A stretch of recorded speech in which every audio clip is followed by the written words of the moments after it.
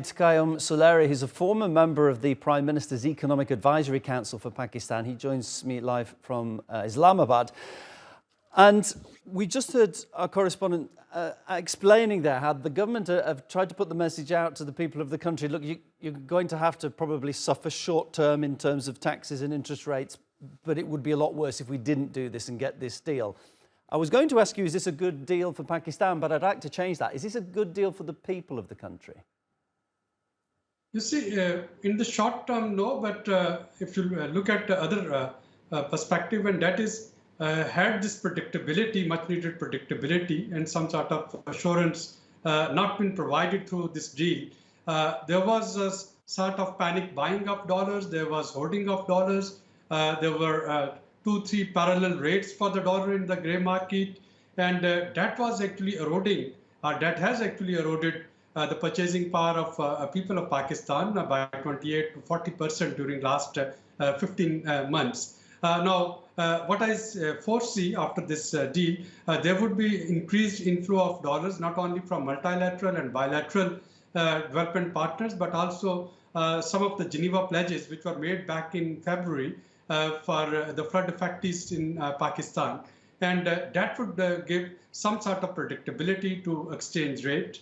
And this banking channel would again be used for international remittances and money transfer, which would mean that people, they would not erode their purchasing power any further. So yes, the price hike, especially the tariff hike in electricity and gas, and similarly interest rate or petrol and diesel prices, the increase in them, that would affect each Pakistani, but then on the other hand, that was a much needed confidence and much needed predictability in the exchange rate which was required to Pakistan's economy.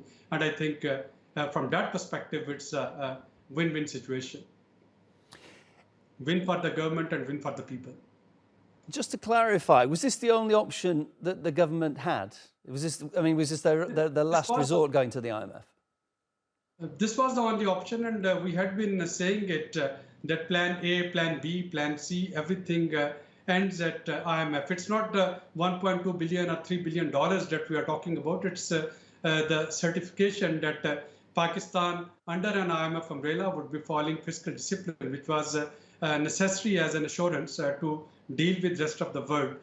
So while there can be other plans, and Prime Minister also divulged one of the plan that he has already chalked out to revive agriculture and IT sector and mineral. But in order to deal with the rest of the world, we needed credit worthiness. And credit worthiness only comes when a country like Pakistan, which is affected by heavy debts, they are under an IMF umbrella. When anyone, a person or a country, gets themselves into such a financial mess that there's only one entity can bail them out, that sounds like it's a pretty bad situation.